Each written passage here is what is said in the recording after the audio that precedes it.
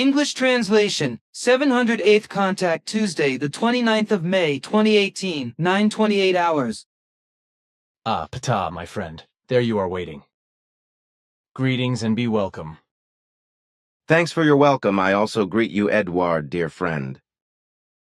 I guess today we can catch up on the last of the facts, can't we? There are only a few more points concerning the work of the members, which we have also brought up in the committee and which I still have to tell you, but we cannot give any guarantee whether the decision will be made in the same spirit at the General Assembly. As we judge everything, although we have already taken into account everything that already exists in this respect.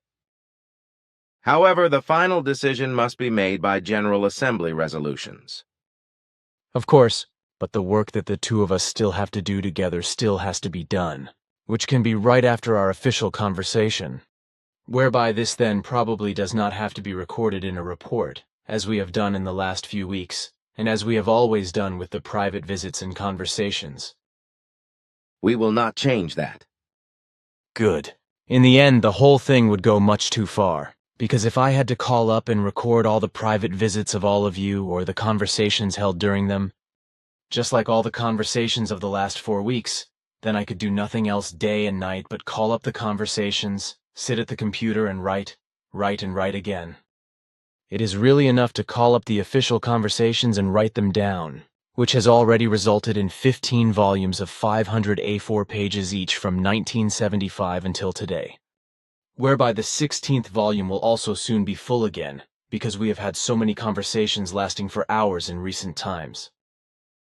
By the way, we picked up the 15th volume in Augsburg today and stored it in Lipperschwende. More books will then have to be stored in the new book storage in Gundisau. It would actually be too much if you also had to retrieve and write down all the conversations that occurred during our private visits.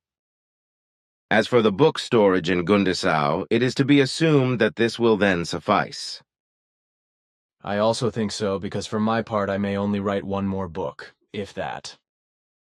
One is still being corrected, and 2 others still have to be edited by Bernadette. Then there are a couple of books by core group members coming up. Anyway, there is now enough storage space available again. What you should pay attention to now is your extensive monologue during our conversation from the 28th of April, where you mentioned and also largely explained various facts concerning religion, might, and money. I have thought about this several times since then, and have come to the conclusion that you should say and explain a few more things about this. Also, with regard to your knowledge of the believers in religion and sects as human beings and their real deep inner drives and impulses, which they conceal on the outside through untruthful showmanship or present so skillfully that a more positive effect is achieved, and the true deficiencies of their inner negative and even malignant impulses do not become recognizable. You have also said something about this, but in my opinion, you still need to say a few more things about it. You are the right person for this, for through all the instructive things that my father Svath imparted to you, also through journeys back into the past, into the Paleolithic age, you have learned more about the origin of religions than would be possible through ordinary religious studies. All that he has made you see, experience, and learn, also with diving trips into the depths of the seas, was not possible for any other human being in this world until today, because no one is able to know and explain the basic causes of religions and faith as it is possible for you. This, as I have said, is because up to the present time no other Earth human being has had the opportunity to observe, by penetrating into the past, the real events of the manifold origins of religions that have taken place on the spot. As you say, my friend, though I suppose you have your reasons for wanting me to say and explain some more about what I have said. But why you mention the deep-sea diving with your father Svath, which took place several times in 1947, later also with Quetzal, whereby we dived to the deepest part of the sea, into the Mariana Trench, as well as in various other places, such as the deep ocean waters near Japan. I do not understand the connection. It was just a thought. Oh, so It happens to me sometimes too, when just any thoughts come up that are out of context with the very subject that is being spoken of. But since you mentioned these deep-sea journeys, I would like to say that they have also brought me many insights, for which many researchers would probably envy me if they could find out what I saw in 1947 when, 2 years after the criminal dropping of the atomic bombs by the USA in Hiroshima and Nagasaki, the temperature in some places in Europe, such as here in Niederflachs, was as many degrees as the year, that is to say 47 degrees. At that time, together with your father Svath, I was able to see a basking shark over 20 meters long, to which Svath said that only 4 of them were still alive at very great depths. He also had me look at other basking sharks in deep ocean waters, some of which looked strange and primeval, but some of these basking sharks were only about 6 to 16 meters in size, such as whale sharks, but also various others, which, as I remember because Svath specifically drew my attention to them, had 6 gill slits, while other sharks only had their 5 gill slits. Especially in deep ocean waters near Japan, but also elsewhere, I saw large and different species of basking sharks, some of which looked very strange, dangerous and primeval, to which Svath explained that they were in fact the most distant descendants of primeval creatures that had already made the seas unsafe millions of years ago. But what I saw and was able to observe through the help of Svath, and later also through diving trips with Quetzal, in many places in the deep sea in all the world's oceans, all kinds of small and large and very primeval-looking life forms, no earthly marine scientist can imagine. All the carcasses of such creatures that have ever been washed ashore or caught by fishermen, and which as a rule have only been identified correctly in a very few cases, but the majority have been completely misidentified, is only a vanishingly small and tiny quantity of all the different genera and species of creatures that effectively exist in the world's oceans. This also includes some that are erroneously thought to have died out a very long time ago. What Svath and also Quetzal once said about this was that there are still over 12 million undiscovered life forms on Earth.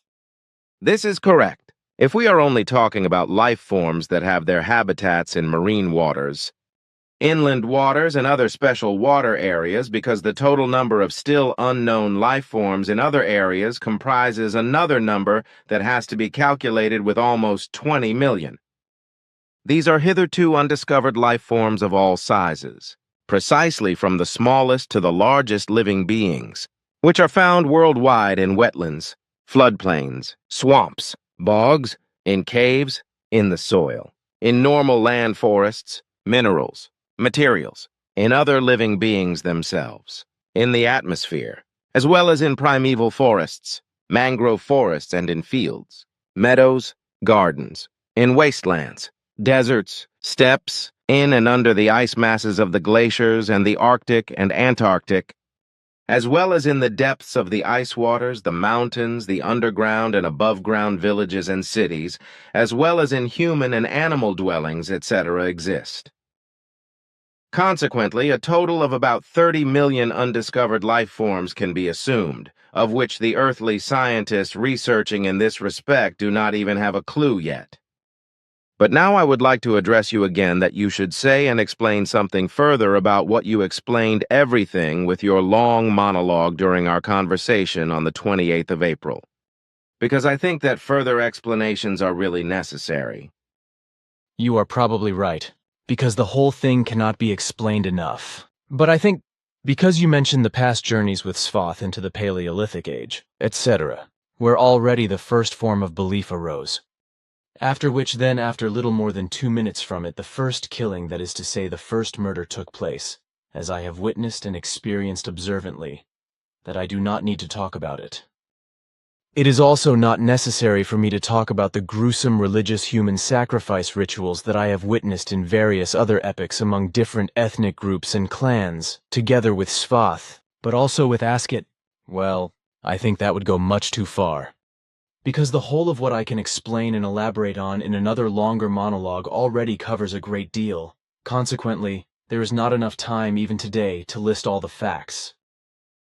What I would have to explain and describe would fill several books that I would have to write about it. But I would like to say something in addition to all that. Maybe wait. Yes. Give me another minute, please. Good. Then it is probably good if I comment on the whole thing in a special way.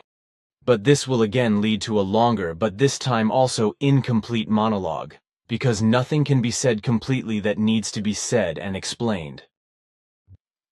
Good. Even if I expose the religions and sects, and thus also the religious, sectarian delusion of the believers, as well as the factors of the faith contexts in the relationship that the religious delusion is founded in the stupidity, influenceability, and instability of the believers. This absolutely does not mean that I am verbally or otherwise attacking or condemning the believing human beings as such, or the faith-captivated human beings as human beings. What I have to criticize, find fault with, and mock is therefore, and this must be said absolutely clearly and understandably, not the believing human being as a human being, because as such he is for me a creative being and as such in every respect absolutely unassailable and taboo. In relation to attacking and insulting, etc., I do not dare to criticize or condemn believing human beings as human beings. So I do not dare in any way to unseemly attack or inadequately insult a religious, sectarian, or otherwise delusional believer, delusion adherent, or fanatical person as a human being in any verbal form. Such action has never been my way in my life and never will be, and that is also when I speak in my statements and declarations of the believers. Delusional believers, religious maniacs, delusional believers in God, etc., etc., who are stupid, dumb, obedient, and handicapped in their understanding, reason, and intelligence, etc.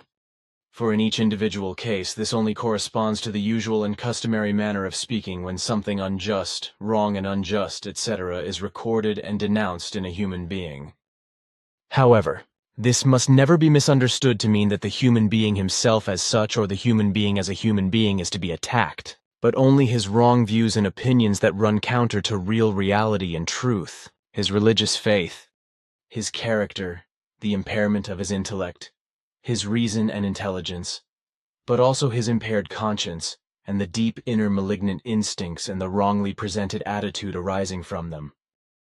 All this in the context of what effectively results when faith is suddenly forgotten and is over, when the opportunity for degeneracy and violence arises, when the evil instincts smoldering deep and underground inside break through to the outside and everything gets out of control, whereby the religiously believing human being, as of course often also the religiously unbelieving human being, then in this state kills, murders, massacres, rapes, and does all evil. The very great shamefulness of religious delusion is revealed in the fact that the human being who is uncontrollably addicted to his faith lives under the delusion that he is cultivating love, peace, freedom and justice as well as humanity and other high values, whereas in reality he is only apparently doing so because he effectively only tries to live them halfway outwardly, while they all do not exist deep inside him, because only the smoldering malignant subterranean urges prevail there, which break outwardly at every suitable and unsuitable opportunity and cause uncontrollable roaring mischief. And because the believers, through their faith, are so dismissive of real reality and its truth and slavishly enslaved by their faith, they are also deaf to any truth-enlightening words that denounce their faith as a result of its falseness. Consequently, they erroneously believe themselves to be attacked as human beings for the sake of their delusion. So they can neither perceive nor comprehend that when they are addressed as believers in a delusion, and their being a believer is criticized, the whole thing must never be understood as a criticism of their being a human being, but rather is always and absolutely related to faith in every way and relationship. It is completely irrelevant whether the human being is addressed and described as a believer, a delusional believer, a God-delusional believer, a religion-obsessed person, a religion fanatic, a religion representative, etc., because only faith or belief and all other related terms are meant, but never the human being as a human being or as a person himself. And this fact cannot be mentioned and explained often enough, because in every case only a human being's ideas, thoughts, imagination, faith, views, attitude, opinions, actions, deeds and behavior can be recognized, evaluated and judged as wrong or correct, or recognized or criticized as exquisite. Whereas the human being as such, or the human being as a human being and as a person or personality, is an unimpeachable creational natural being, which as such may not be harbored.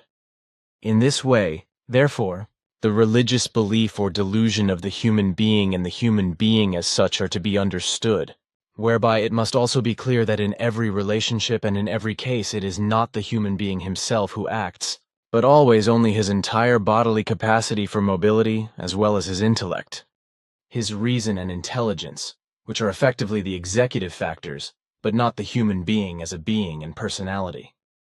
If, through any occasion or circumstance, however minute, evil, violent, terrible, deadly and murderous acts and deeds are committed and carried out by the human being, they are not carried out by the human being as such, but through his belief, view, opinion, sentiment, and the resulting behavior, and this is because religious belief and the resulting views, opinions, and sentiment prevent the human being's unconscious, deepest, innermost, smoldering impulses from becoming conscious to him and being controlled. And since these subterranean impulses smoldering in the deepest core of human beings are not conscious to them and break out, as violence, hatred, revenge and retaliation, etc., as a result of jealousy, peacelessness, lack of freedom, disadvantage, envy, greed, distress, joylessness, psychic damage, dissatisfaction and animosity, such as aversion, disgust, antipathy, enmity, resentment, discord, prejudice, rage and anger, etc. The fact of antinomy, that is to say a special kind of logical contradiction, which contradicts the delusion of the human beings and invalidates their faith, but which denies them the right of their alleged and outwardly feigned false and hypocritical sentiments with regard to love, peace, freedom and justice, etc. And since this has been so since time immemorial, is also so today and will continue to be so for a long time to come. Everything has been wrong since time immemorial and since the origin of religious delusion, and has led to inhuman and life-despising, brutal and violent degenerations, and to immense injustice many millions of times over. Since time immemorial, religions and sects and every religious delusion that has emerged from them have brought nothing but worldwide disaster, vicious and degenerate violence, wars, war massacres, war crimes, bloody terror, rape, destruction, organized crime, and, through state death penalty laws, atrocities and outrages against human beings. And what has been brought upon earthly humanity in this respect has claimed several hundreds of millions of human lives in the past 15,000 years. But also at present, religions, sects, and delusion as well as God delusion fanaticism are rampant and claim hundreds and often thousands of human lives every day, through fanatical religious hatred against people of other faiths, religious terrorism, religious suicide bombings, and through other religiously induced killings and murders, as will continue to be the case for a long time to come. And all this is happening because the human beings of Earth, at least the majority, are imprisoned and enslaved in religious delusions which impair the intellect, reason, and intelligence of the believers, as well as of many non-believers, and make it impossible for them to perceive, grasp, and bring under control the innermost and deepest malignant impulses which are smoldering and unconscious within them and which lead to malignant degenerations when they break through to the outside and cause tremendous mischief. All the facts I have mentioned entitle me to be able and allowed to honestly confront every believer in religion and also every other human being, and to tell him freely, openly and honestly what, from my real point of view, I find to be wrong in him with regard to his views, opinions, his intellect, his reason, his intelligence, his attitude and behavior. And I can do this openly and with hard words that hit the truth without attacking the human being as a human being or insulting him in an indecent, incorrect, improper, inappropriate, and just unseemly way. Consequently, I am also not inconveniently guilty of impropriety. However, it is of course the case that the human beings of Earth, at least the majority of Earth humans, namely also academically educated human beings, explanation. Academic is to be understood as knowledge acquired at a college or university only theoretically and remote from practice, generally see and misunderstand real reality and its truth completely incorrectly and thus fundamentally absurdly, because they think illogically or logically contrary, and are consequently not capable of perceiving the effective facts as such, nor of really understanding them. The inevitable consequence of this is that no understanding is brought to bear on it, and no thought is given to it, when the real fact of a human being's wrong views, opinions, beliefs, allegiance or enthusiasm, understanding and reason, intelligence, disposition, and behavior is brought to his attention in open and clear words. The rule is inevitably that the human beings who are addressed and made aware of this will not accept such open, honest, and real truthful, enlightening, and truth-exposing disclosures. On the contrary, they equate everything well meant in the enlightening words with evil attacks and terrible insults, which they think are directed against them as human beings and thoroughly misunderstand, because they are incapable of understanding and reason due to ignorance and equate their entire behavior and impulses, their views, opinions, their faith, their obedience or enthusiasm, their understanding and reason, intelligence and attitude with their being human beings. Out of this confused view and misunderstanding, they then feel unjustly attacked, become quarrelsome, angry and furious, and may become enraged, hateful and hostile towards the human being who reveals to them the effective truth about all that concerns their views, opinions, mind, reason, intelligence, attitude, and behavior.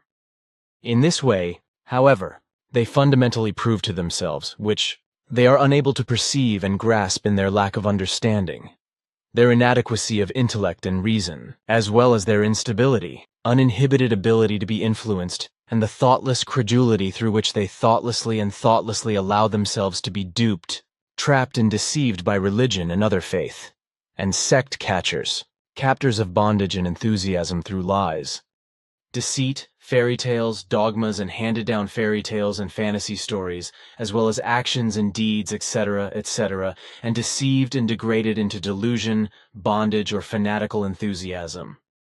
The true fact is that the inability of the human beings who become religious believers to think independently and clearly, to reflect and to decide for themselves, produces such a wickedly humble devotion to faith that good and evil are no longer questioned by the delusional believers. Consequently, it is automatically also no longer evaluated what is correct or wrong, according to the laws of creation or against the laws of creation, when things and actions occur that are ordered and demanded. For example, by religious, sect, and state leaders, military, secret services, groupings, communities, institutions, criminal organizations, or by any other bodies. This is particularly emphasized with regard to war, but also with regard to the practice of hatred, murder and manslaughter, assassinations, acts of revenge and retaliation against people of other faiths, foreigners and racial aliens, against security forces, the innocent, uninvolved population, against governments or any group, etc., which are to be attacked and wiped out in a mad frenzy. If a war, a revolution, an uprising, or the death penalty is ordered by any leaders, regardless of whether they are religious, sectarian, political, military or economic, etc., and their vassals, then the people, who are believers in the leaders who are demanding disaster, immediately howl along without thinking and without consideration. And this is because the understanding, reason, and intelligence of the majority of the people is so minimized and impaired by stupidity that the submissiveness to the leaders of all kinds, whether religious, sectarian, political, military, or economic, etc., that has been imposed on them and has become their own, is so deeply imprinted in their flesh and blood and in their very being, has eaten into the flesh and blood and into the compliantly maltreated brain in such a way that it only cuddles dog-like towards the leaders and whimpers in absolute faithfulness, licking their buttocks and smelling badly around them.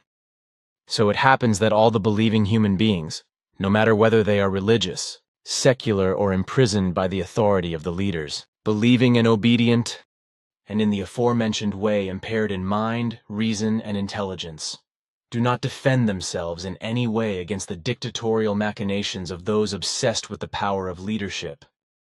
On the contrary, they parry submissively, submit, obey, accept everything, cower, buckle, stand at attention, and display strict obedience to the leadership authorities or superiors, etc.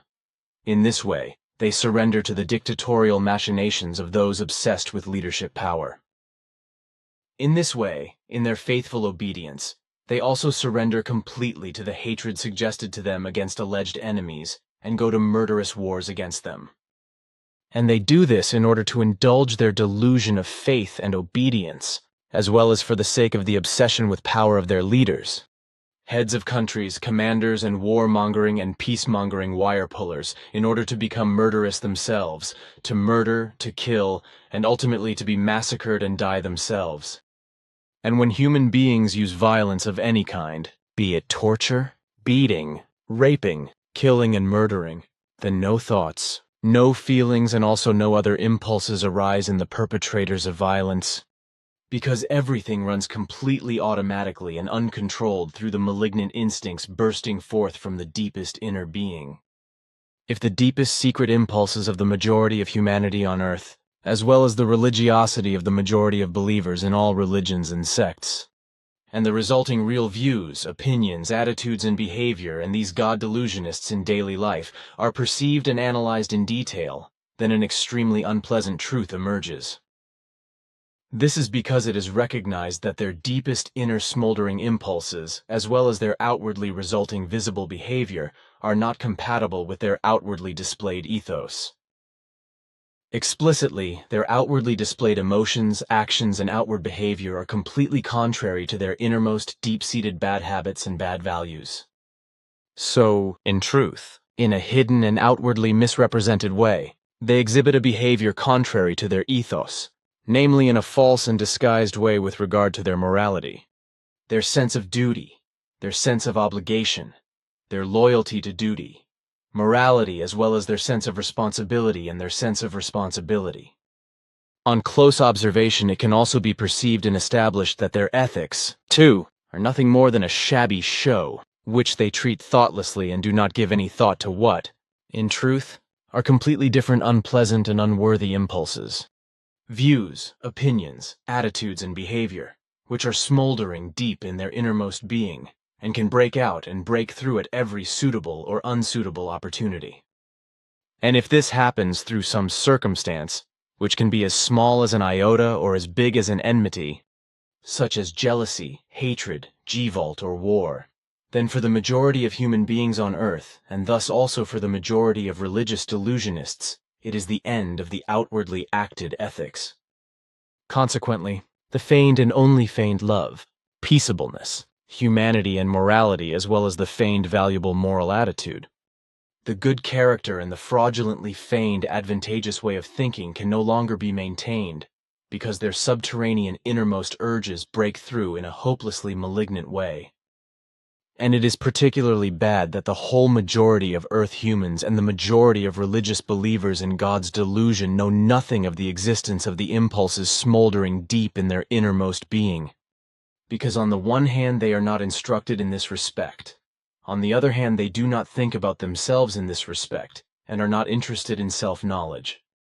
Consequently, it is also not possible for them to perceive and control the malignant impulses of various kinds smoldering deep in their innermost being, as a result of which they erupt and break through at every opportunity, causing human beings to go completely berserk and viciously translate their overpowering rage into degenerating violence, whereby they then unrestrainedly murder and kill their own kind. It does not matter whether it is the part of the normal majority of humanity on Earth that is not religiously sectarian, but philosophically, world ideologically, or believingly completely unattached, or whether it is the majority of religious believers, for they all fall prey to murder and killing when the primal, unpleasant and unworthy impulses, views, opinions, attitudes, and behavior smoldering deep within them break through, and they cannot exercise any control over them. And this has been the case since time immemorial, precisely since human beings emerged from the natural evolution and development of planet Earth. And the fact that this has been the case in a murdering and killing way since time immemorial, not only among the majority of people who are free of religious belief, but also among the majority of religious and sectarian believers, can be proven throughout the earthly history of human beings, especially with regard to wars and persecutions of religions, sects, and believers, in which millions of human beings have been killed and murdered. Also by state armies, which since time immemorial have recruited their bulk of fighting forces from religious and sectarian believers, as is still the case today and will be the case in the future. Not only tens of thousands and hundreds of thousands, but many millions of delusional believers were sent into bloody wars, where they inflicted tremendous horrific massacres. And they have done this since time immemorial, as has always been the case, is also the case today and will be the case in the future, because their innermost instincts broke through in a hopeless and vicious manner, and for them the whole stupid and imbecilic delusion of God of alleged love, peaceableness, humanity and morality, valuable moral disposition and good character as well as advantageous sensuality, morality, sense of duty, sense of obligation, loyalty to duty, morality, sense of responsibility and sense of responsibility did not matter at all to them. Consequently, the only rule that applied, and still applies today and tomorrow, in every case, was to kill. Torture, bestially murder, torture, massacre and rape as often and as much as was at all possible in a frenzy of blood, murder and killing. That all this corresponds to the truth. What I know in this respect, and have seen myself on various occasions through journeys through the past with Sfath, has always been recognized by only a few human beings, and therefore a minority of the entire population of the earth, and they have spoken out against it. What they have achieved with this, however, has been absolutely nothing at all, and has had just as little effect throughout the ages as it has today, since human beings also recognize the effective truth. Speak out and call upon people to think about, perceive, and recognize what the religions and sects and the delusion of God really are, and what evil and harm they actually cause. But as has been the custom since time immemorial among the bulk of the religion-bound believers on earth, they immediately climb up the trees like wild monkeys and screech wildly, gesticulating and snarling against every human being who dares to speak the truth, to admonish and point out what the effective facts are. And as a rule, it is effectively the religious believers, those who are obsessed with delusions of God, who denigrate all those who recognize the truth and warn them, and call them names and scream at them everywhere in public in the media such as newspapers, journals, radio and television as cranks, know-it-alls, fantasists, sick and insane do-gooders, sectarians, and as madmen. All these religious delusionists are preceded by the religious cult priests who, as religious leaders, theologians, and other representatives of the delusion of God, charm countless unstable human beings with their delusion of faith and turn them into compliant delusionists by suggestively influencing them with lies and fairy tales. And that these believers' understanding, their reason and also their intelligence will be severely impaired and brought to such a low level that the whole thing degenerates into stupidity and faith is as certain as the amen at the end of a Christian sermon.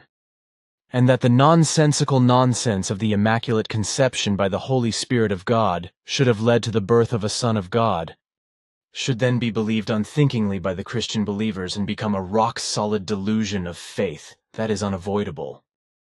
This already ancient, senseless, lying Christian fairy tale story, as it was also told to the faithful in a similar way in various other old religious lies and from which Christianity has taken over the whole fairy tale jumble, was not spread by the prophet or herald Emmanuel alias Jesus Christ, who never bore this name, but was invented by some of his disciples only after his flight from the cross, when he was already on his way to India.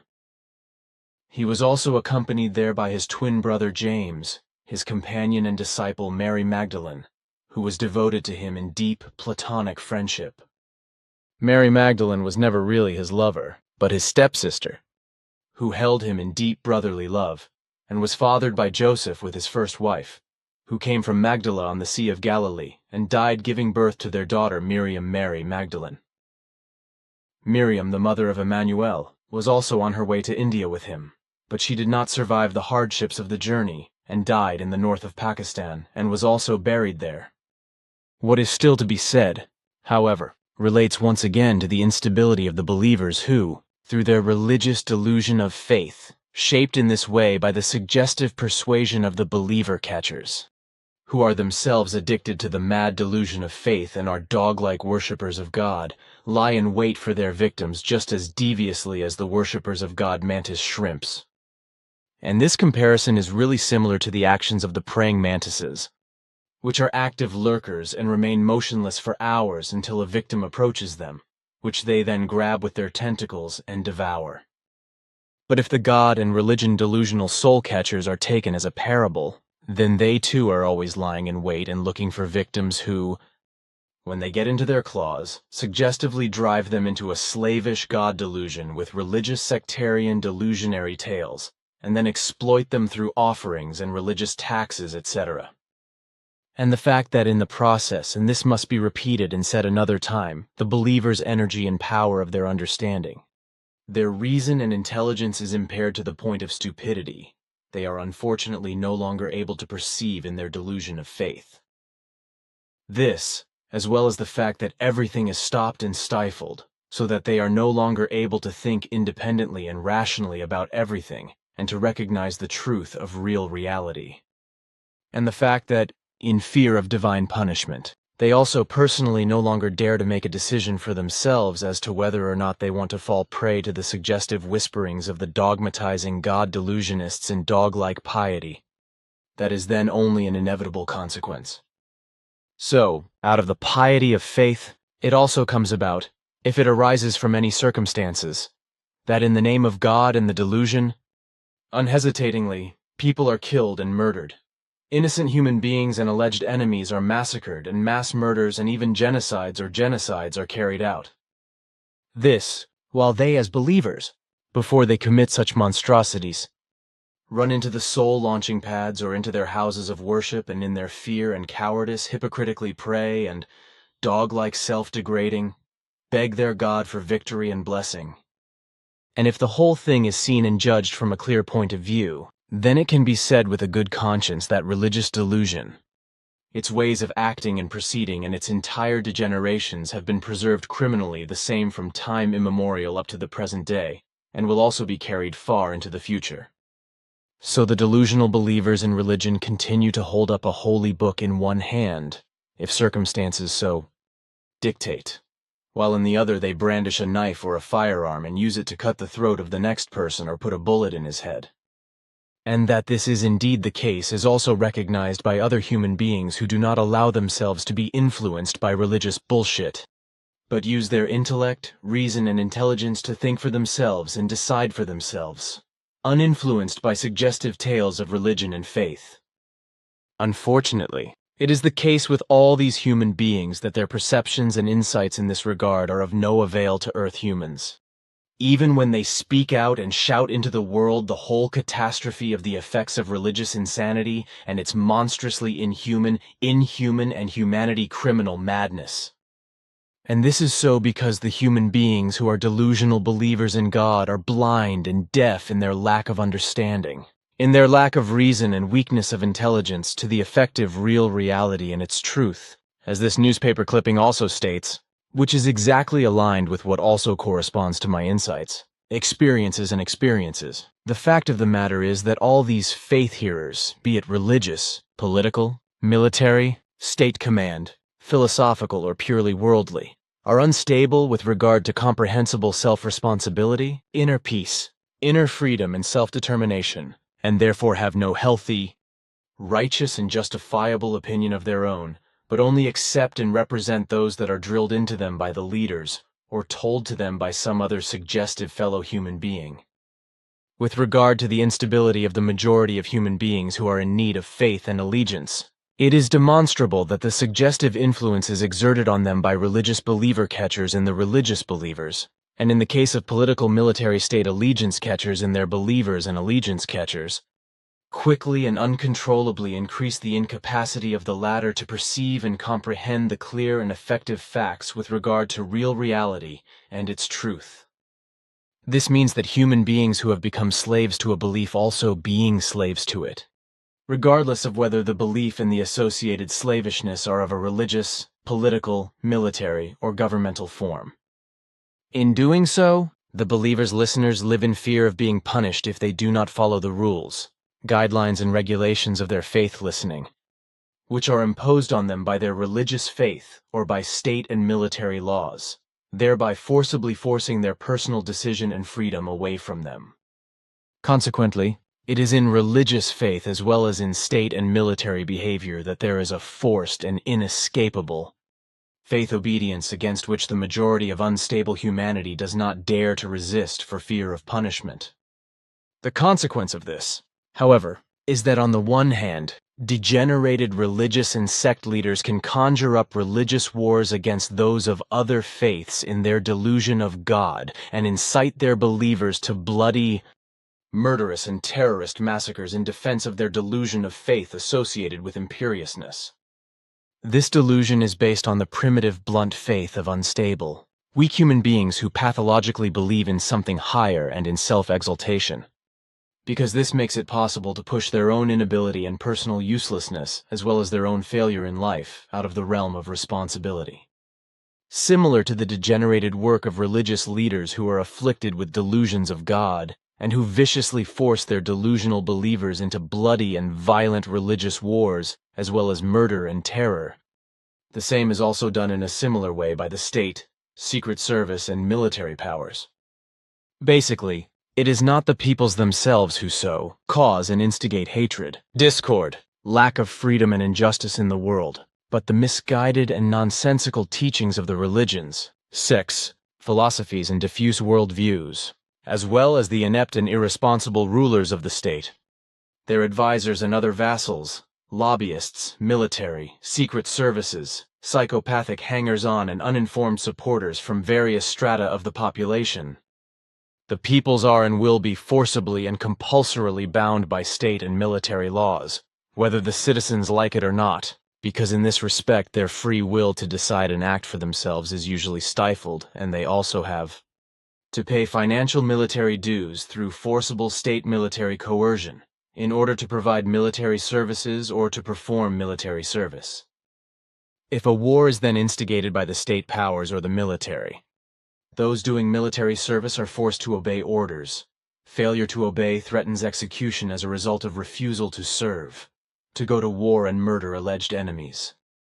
If, however, the human beings defend themselves against this by committing protesting suicides, such as public self-immolations, or if politicians are murdered, etc., this brings absolutely nothing in the way of success, for the rulers are not impressed by this if they are not themselves affected by it. Consequently, they also do not change anything for the better and continue in the old style, whereby only the peoples remain the sufferers, who thereby only make their fists in their pockets grimly and senselessly.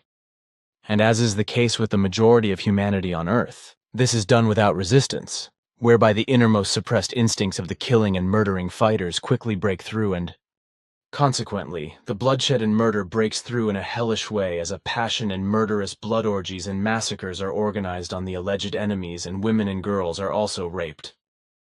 It is an undeniable fact that in the majority of human beings on Earth an urge, an impulse and a drive for violence, vengefulness, a desire for revenge, and the desire to kill are smoldering deep underground, which can break out at any time when the opportunity presents itself, whereby even a small, uncontrolled thought-emotional impulse can be reason enough for this.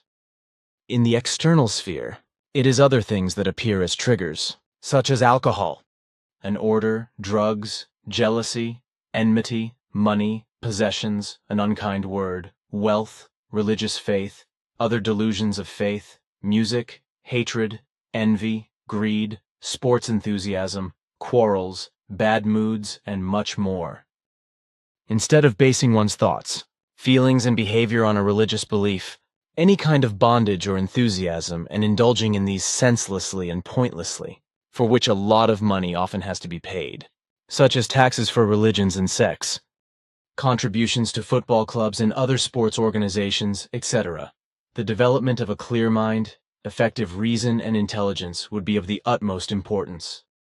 Only the evolutionary formation and development of one's own personality, character, consciousness, correct attitude and conduct in life, true humanity and effectively creation-oriented human beinghood, as well as clear, good, correct, and correct conduct in every relationship, must be in the first place in the self-development of the human being. Through a religious or other belief, a bondage, or through an enthusiasm for a sport, etc., however, nothing is achieved in relation to being truly just, righteous, and truly human.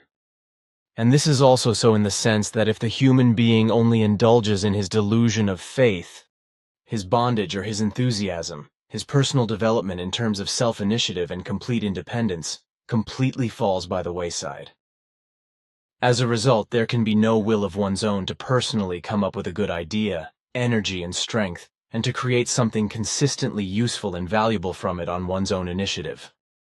Religious faith. Religious, political, military, governmental, or any other bondage, as well as enthusiasm for sports or any other things, take hold of human beings to the point of fanaticism and prevent them from doing even the smallest thoughts and ideas for their development with regard to their knowledge, wisdom, and education, as well as their personality, character, righteous behavior, and a real and valuable expansion of consciousness. Now, since everything is as I say, the mind, reason, and intelligence of human beings are not only excessively impaired, especially by the religious faith of human beings, but also especially by the enthusiasm and fanaticism of the followers of sports, such as explicitly football, etc., and all kinds of other things. But self-development suffers in every respect, and is even often completely stifled. But the human beings affected by these factors are neither able to perceive nor understand this, let alone comprehend it, because precisely the mind, reason, and intelligence cannot be grasped by malicious and lying suggestive whisperings of pathologically stupid believer-catchers, and by the impairment of mind, reason, and intelligence of the believers, followers, and enthusiasts. And neither the real reality nor its truth can be recognized and understood. Therefore, it is absolutely not in my mind and speech to disparage either the unstable obedient, enthusiastic, or the religiously delusional human beings as human beings, not even when I harshly damage, strain, tear apart, and sharply criticize their delusions of obedience, enthusiasm, or religious faith and their impaired understanding, reason, and intelligence. But what is further to be said about all that has been said and revealed is that everything is getting worse and worse in every respect, because more and more human beings are inexorably populating the world, and the overpopulation, and thus also the mass of the majority of religious sectarian delusion believers is being driven higher and higher in a blatant manner. Through this further increasing mass of human beings, the religious delusion of faith is becoming more and more widespread in relation to the increase in the worldwide overpopulation, whereby 1. The possibility of human beings learning and integrating themselves into the creational natural laws is being more and more drastically suppressed and made to disappear, as well as becoming independent, thinking freely for themselves, deciding freely for themselves, and bearing and exercising personal responsibility.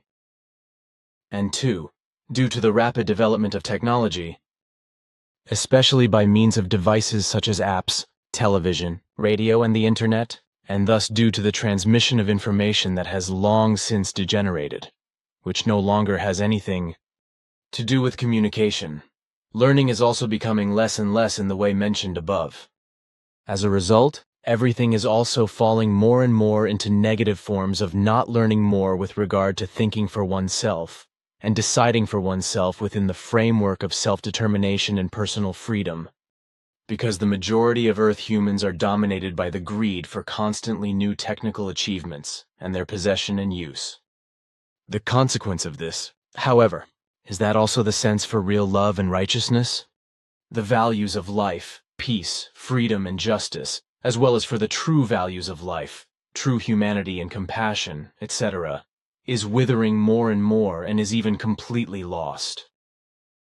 Also, the perception, care, and understanding of the real creational natural reality and its truth have already sunk so low that it is no longer understood what is to be understood by it at all.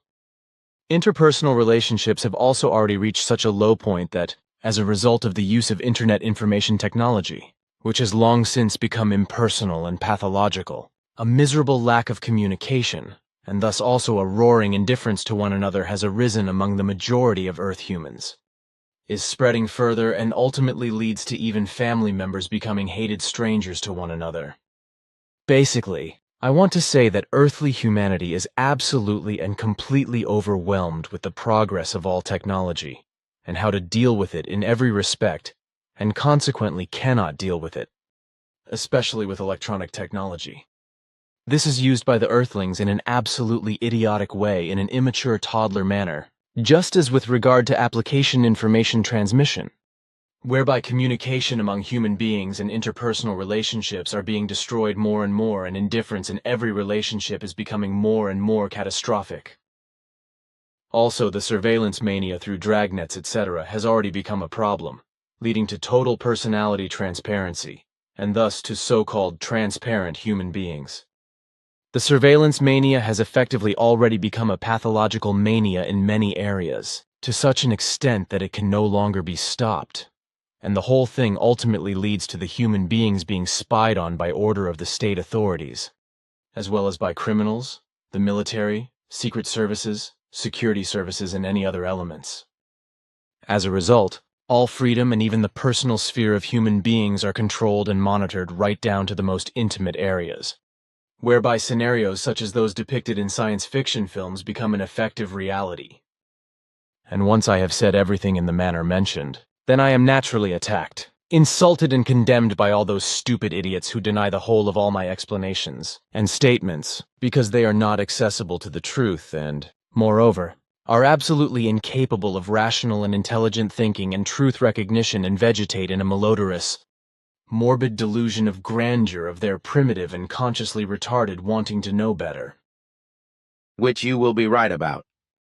However, as you said before, your explanations correspond to a long monologue, through which, however, absolutely everything is explained correctly and justifiably, and the facts are revealed as they actually are.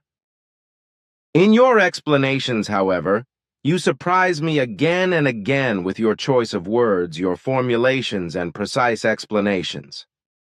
And the fact that you call everything by its correct name, despite the disgusting lies and slander against you by various religious leaders, religious believers and know-it-alls, antagonists and other enemies, as well as by your ex-wife and the younger of your sons, requires a sublimity from you that is lacking in all those, and will never become their own, who cowardly accuse you of fraud and deceit through lies and slander.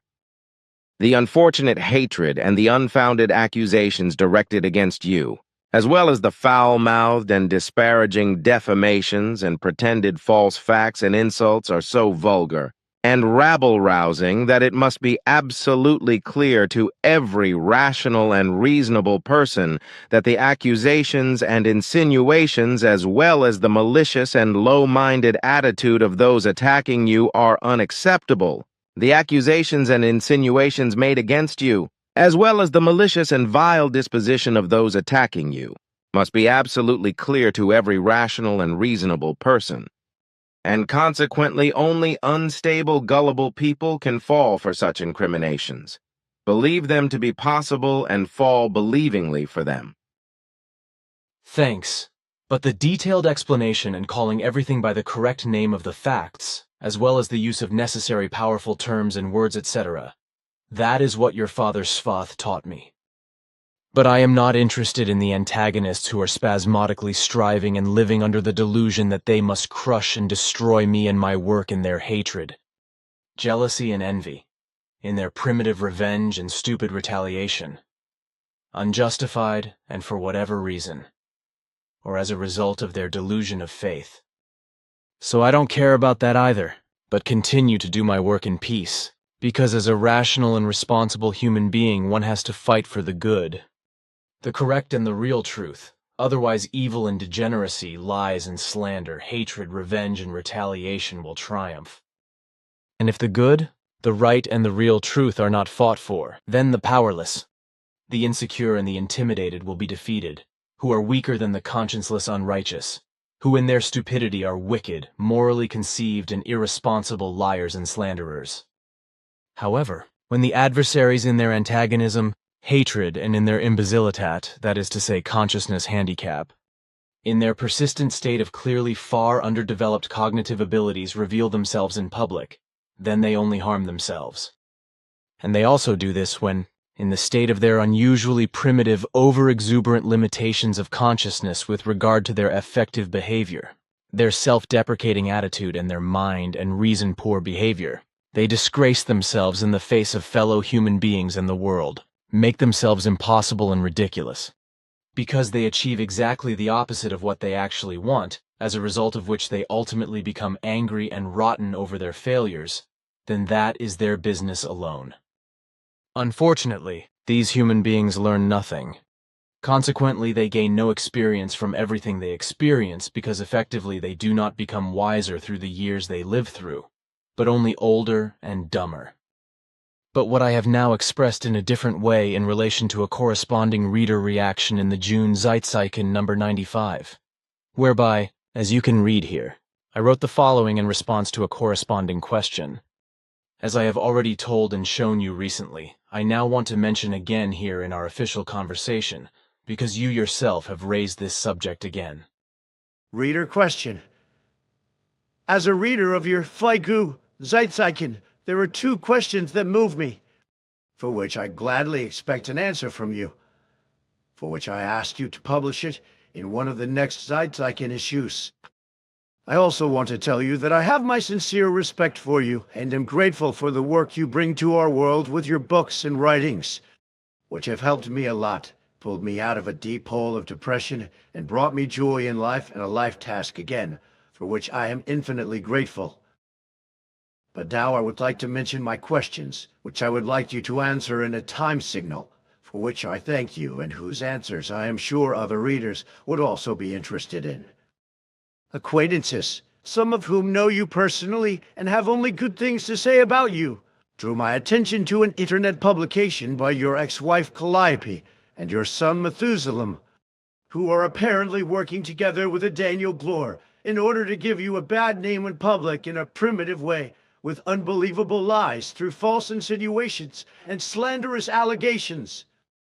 We find what is written, what lies are told by your ex-wife and your son, and what is apparently irresponsibly put on the internet by this Glore. Outrageously primitive, and we also think that the low and vile behavior of these three persons openly reveals their true vulgar and depraved character. But what we do not understand, and what is my question, the question of all of us, is why you do not defend yourself and justify yourselves against these filthy lies and slanders. There used to be so many reports in newspapers and magazines about you and your contacts, etc. But for years, this is no longer the case, because as we know, you no longer give interviews, but we do not know why. Mrs. D.U., Germany. Full name and address are known to me. Billy?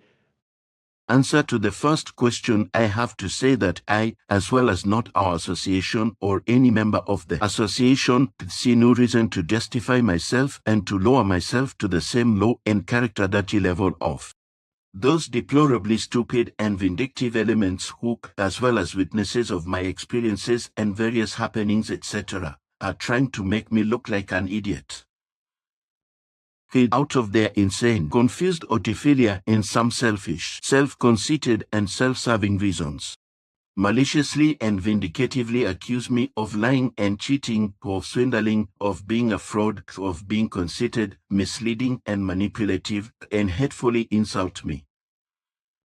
Human beings who do this and display their stupid behavior in this way disqualify themselves, for which they can neither be honored nor appreciated with regard to their tirades of hate, lies, insults and slander, but only disregarded with silence and regret.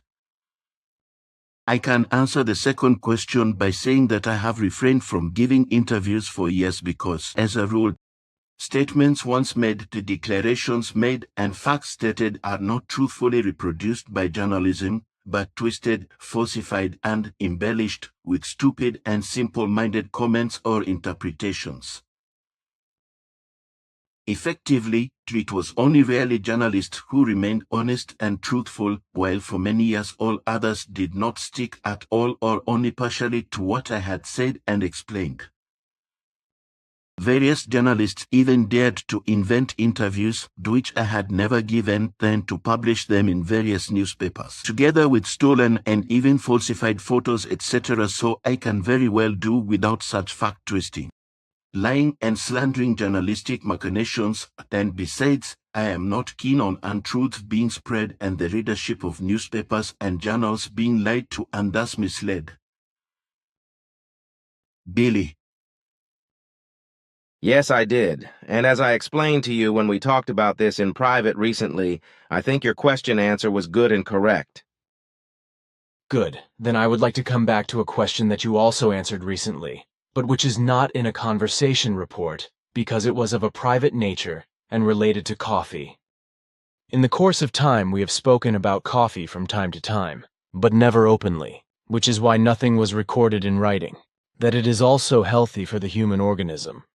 Precisely contrary to what is claimed by earthly physicians and therefore believed by earthlings, whereby such rumors about alleged negative effects of coffee have survived until today.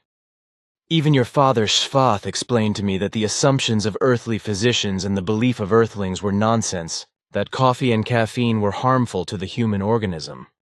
Because exactly the opposite was true, and coffee was therefore beneficial to health and in a certain way even prolonged life, which is why I have also never restrained myself from drinking coffee. Of course, with coffee, as with any food, the principle of too much is unhealthy applies, because too much coffee can cause heartburn, as I know from you. On the other hand, however, the caffeine in coffee can also suppress tiredness to a certain extent, but this only occurs a long time, about 1.5 hours after drinking the coffee, so the whole thing is not very significant. I also know from you that coffee does not inhibit sleep at all if you drink a cup of coffee shortly before going to bed. Sleep is only inhibited by drinking coffee at bedtime in human beings who are unaccustomed to coffee. That is to say, who drink very little or no coffee at all. But now I would like to hear from you so that I can then retrieve it and write what insight you have regarding the effect of coffee on the human organism. I would like to respond to this and begin by explaining that the effects of coffee on the human organism are generally not negative, but in fact, very positive.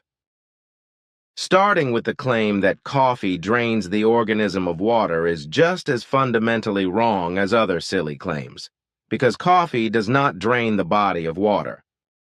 In fact, regular consumption of coffee influences and regulates the organic fluid balance through the amount of water that is added to coffee and that the organism absorbs and then naturally excretes again. It is a fact that the caffeine contained in coffee, which is the actual coffee flavor carrier, does not damage the nerves, does not raise blood pressure, and does not normally have a diuretic effect on regular coffee drinkers if the organism is used to caffeine intake.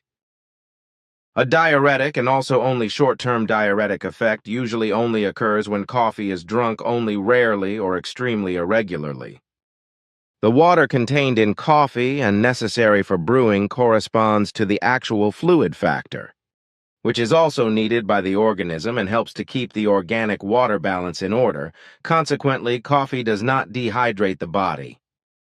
In normal human beings, the alkaloid caffeine enters the bloodstream within 30 to 45 minutes and decomposes with a half-life of about 4 hours, whereas this process takes 5 to 6 times longer in a pregnant person.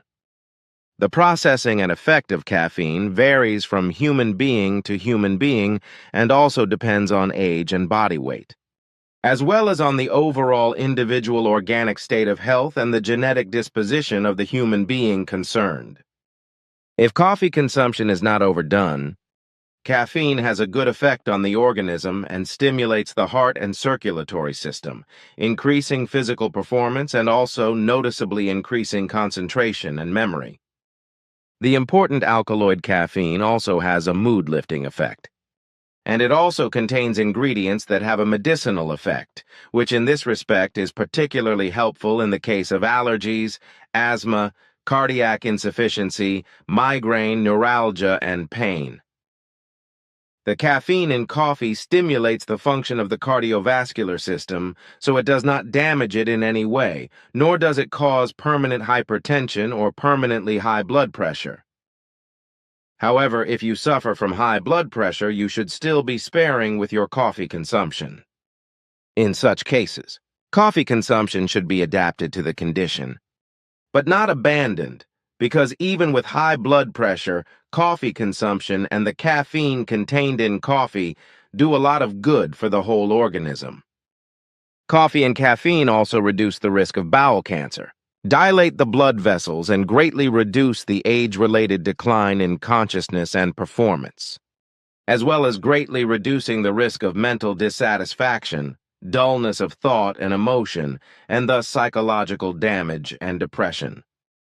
Coffee and the important alkaloid caffeine generally promote organic health and also have a life-prolonging effect to a certain extent, which, however, requires that a strong and healthy person drink 6 to 7 normal 1 cups of coffee a day, although the caffeine must be included and the coffee must not be decaffeinated. And in this respect, it is particularly important to say that the decaffeination process and, in each case, the means used to decaffeinate the coffee have a harmful effect on the human organism, as our very precise research results have shown.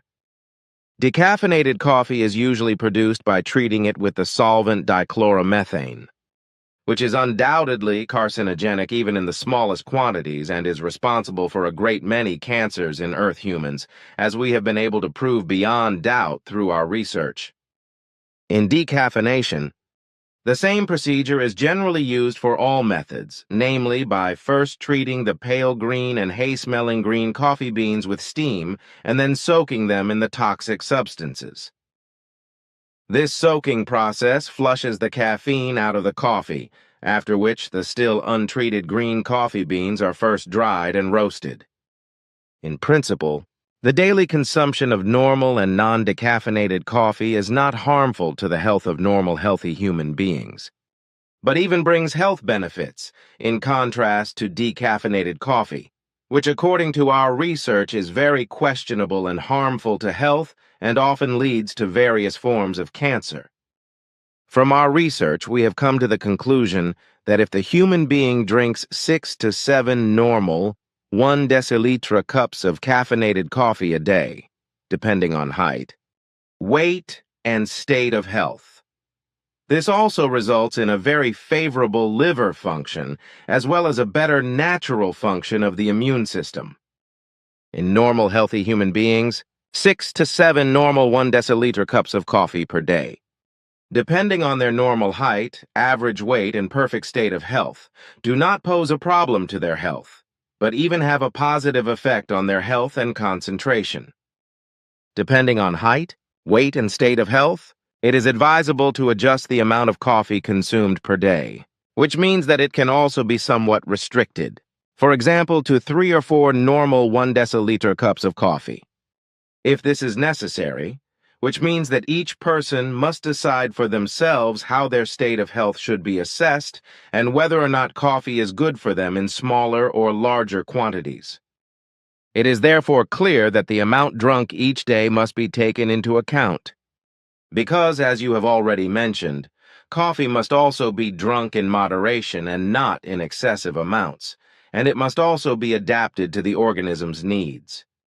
If no attention is paid to this and the consumption of coffee is exaggerated, then health problems will arise, just as happens with the excessive consumption of any other food, whereby health problems arise which can even become life-threatening. Excessive consumption of coffee can also cause health problems when the body is overloaded with caffeine, such as potassium deficiency and muscle problems, as well as exhaustion and headaches. But if acted upon sensibly and the quantity of coffee drunk is kept within normal and healthy limits, then coffee is also not a liquid robber and not harmful to health, as has been wrongly assumed and claimed since time immemorial through confused ideas and know-it-all attitude. Thanks. Your explanations should be enough to clear up as nonsense the old fairy tale of the alleged harmfulness of coffee and caffeine on the human organism. But look here, recently, when I was asked once again what coffee and caffeine are really all about, how coffee actually became a stimulant, and I wrote down the question. I copied these 2 descriptions from the internet, which explain something about the origins of coffee. Just 2 legends. Coffee Discovery, December 27, 2013. By Michael Frarling. Lovers enjoy the black brew every day. The black beverage bewitches, with its unique taste as well as with its aromatic scent. The path of coffee discovery began many centuries ago. According to legend, the coffee bean was discovered in Ethiopia. There, in the Kaffa region, a monk is said to have observed a herd of cattle behaving in a particularly boisterous manner. Astonished by the unusual behavior of the animals, he made inquiries. In the meadow of the animals, he discovered a green plant with white flowers and red fruits. He immediately brought his find to the village, where the fruits of the plant were boiled. When he ate it, it became clear that the fruits did indeed have an invigorating effect. The first step in the discovery of coffee had been taken. The legend of the coffee discovery is often extended to include the first roasting of coffee. It is said that the villagers found the taste of the newly discovered plant so unpleasant that they threw its fruit into the fire. After this spontaneous act, a fine delicious aroma suddenly rose from the flames to their noses. From then on, they appreciated the unmistakable aroma of the coffee bean. But the path of coffee discovery by no means ends in Africa. After all, the aromatic bean is now appreciated and enjoyed around the globe.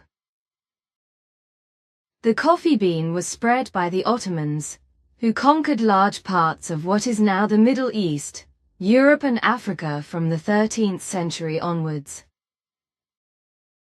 Thus, by the 15th century, they had already created a trading empire. Coffee was discovered in Arabia in the 14th century, when Ottoman traders discovered the plant on their travels in Africa. They brought the beans back to their homeland, where it was roasted and drunk. Within a few years, the drink of the coffee plant developed enormous prestige, as well as great economic influence in the Ottoman Empire. Arabia rose to become the largest coffee producer. The port city of Mocha, also known as Mocha, became the most important hub of the coffee trade. Coffee houses formed in the cities, where the population consumed the coveted beverage in a public setting. The first coffee houses appeared in the 15th century in Arab metropolises, such as Damascus or Aleppo. From there, the trend spread to Europe in the 16th and 17th centuries. There were now coffee houses in all the major European cities.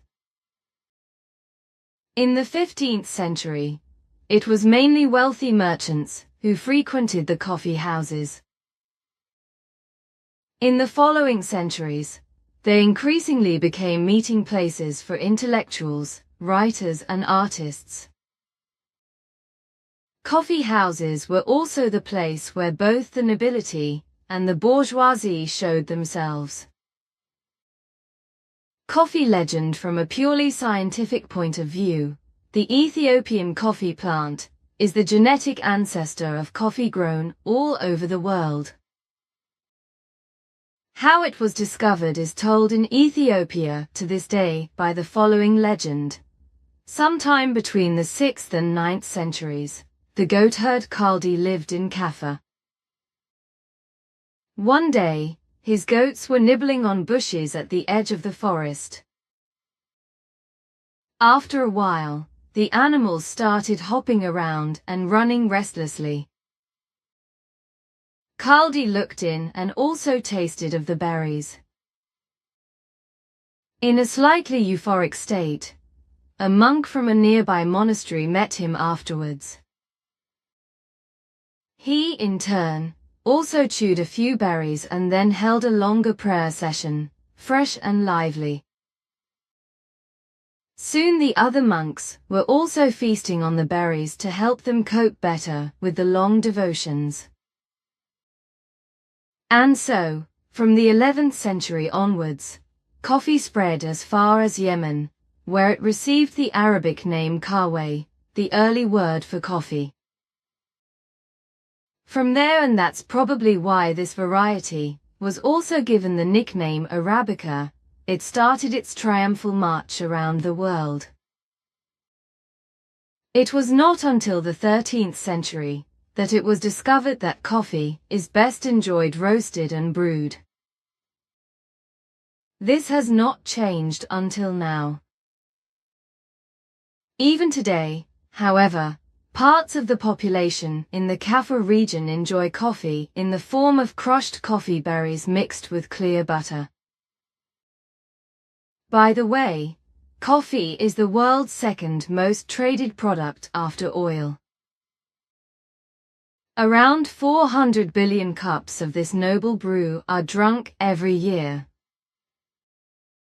In Austria, statistics show that 8.1 core groups of coffee are currently consumed per capita and year. Interesting. But there are various other such legends. But now I want to ask again what you said the other day about a chip that exists on credit cards, etc., called RFID. You explained that this was a code relating to the bank account number, etc., and that it could be registered unnoticed by a certain device when passing close to a person carrying an account card. The account number thus unlawfully registered could then be used by criminal elements to use it to unlawfully scam sums of money from the particular accounts whose details they have registered. This is in line with correctness, but we should not divulge more detailed information about this in an open manner. Then the question, do you know what is the number of human beings on Earth who are making an effort within the framework of our peace meditation? You used to check this. Our last count showed 37486 persons worldwide who are making a very serious effort to cultivate peace meditation on a regular basis. Which is not a lot in the total mass of Earth humans, but it does indicate that the mission is bearing fruit, even if it is growing very slowly. Which is unfortunate, but still equates to success.